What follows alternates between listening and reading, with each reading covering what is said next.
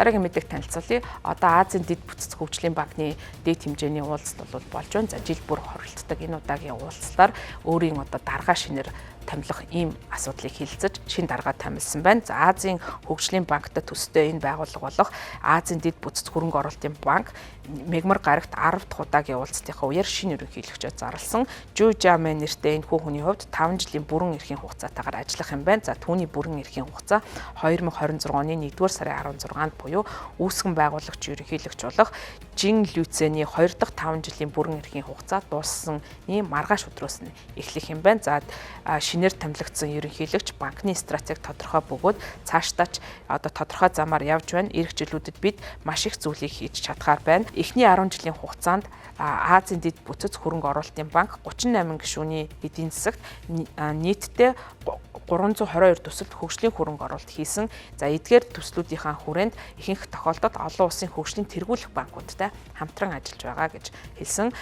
Жу Жамегийн албан одоо ажлын туршлагын хувьд Дэлхийн банкны групп, Азийн хөгжлийн банк, Шинэ хөгжлийн банк, Азийн дэд бүтц хөгжлийн банк, хөдөө аж ахуйн хөгжлийн олон улсын сан зэрэг байгууллагуудад ажиллаж байсан. Мөн тэрээр Хятадын засгийн газрын зөвлөх байгууллага болох одоо авилгалтай тэмцэх ийм байгууллагын ерөнхий нарийн бичгийн даргын орлогчоор ажиллаж байсан хүн юм байна.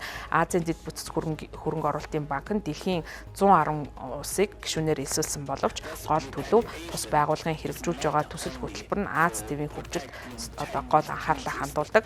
За энэ одоо банкнд Герман, Франц зэрэг Европын орнууд бол багтаж байгаа. За мөн Америкийн нэгдсэн улс бол энэ байгууллагыг эсэргүүцсэн ийм байр суурьтай байгаагаа илэрхийлж тус байгууллагын гишүүн болоогүй. За манай улсын хувьд бол Азийн дэд бүтц хөгжлийн банкны үүсгэн байгуулагч гишүүнээр нь ажиллаж байгаа ийм улс юм байна. За жил бүр хуралддаг энэхүү уулзалт нь тус банкны хувьд бизнесийн боломжуудыг хилцэх гол цуглаан уулзалт нь болдог юм байна. За ялангуяа энэ удаагийн уулзалт бол Дэлхийн банк, олон улсын валютын сан зэрэг байгууллагууд Америкийн эдийн засгийн одоо асуудал за тэр дундаа Америкийн засаг захиргаанаас санхүүжилттай таньж болцсохгүй байгаа энэ нөхцөлд бол болж байгаагаар онцлогтой юм уулзалт болж байна. За Азийн дэд бүтц хөрөнгө оруулалтын банк нь одоо 78 эдийн засгийн 700 гаруй олон улсын ажилтнтай бөгөөд 60 гаруй тэрбум ам долларын хөрөнгө оруулалтыг хийсэн байгууллага бөгөөд шинэ санхүүжилтийнхаа дор хаяж тал хувийг нь уур амьсгалын санхүүжилтийг хийхэд зарцуулна гэж мэдгдсэн ийм байгууллага юм байна.